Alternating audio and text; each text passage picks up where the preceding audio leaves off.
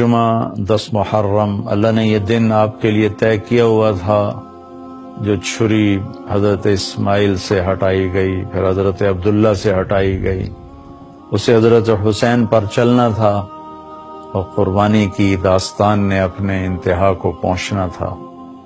ایک مرتبہ آپ نے حضرت ام سلمہ آپ کی بیگمات میں سے ہیں، ان سے فرمایا کہ ذرا دروازے پر کھڑی ہو جاؤ، ایک فرشتہ آ رہا جو پہلے کبھی آیا نہیں مجھ سے ملنے کے لیے۔ وہ دروازے پہ کھڑی ہو گئیں، اتنے میں کہیں سے حسین کھیلتے ہوئے آئے اور ام سلمہ کے روکتے روکتے بھاگ کے اندر چلے گئے۔ تھوڑی دیر کے بعد اندر سے رونے کی آواز آئی، اللہ کے نبی کے زور سے رونے کی آواز۔ بس ام سلمہ اندر گئیں تو دیکھا آپ نے حسین کو ایسے سینے سے لگایا ہوا تھا اور پھوٹ پھوٹ کے رو رہے تھے۔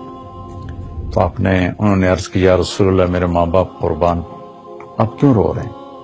فرمایا کہ یہ فرشتہ جو آیا تھا وہ یہ بتا کر گیا ہے کہ میرے اس بچے کو میری امت قتل کر دے گی، مجھے وہ زمین دکھائی ہے جہاں پر اس کا خون گرے گا، وہ مٹی دکھائی ہے۔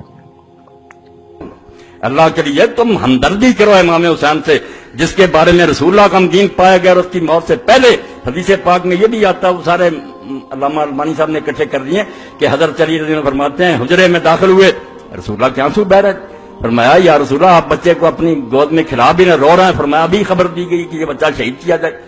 آپ نے کبھی نام نہیں لیا، ان حدیثوں کا حوالہ نہیں دیا، اتنا بغض اور کینہ ہے کہ تاریخی جھوٹ۔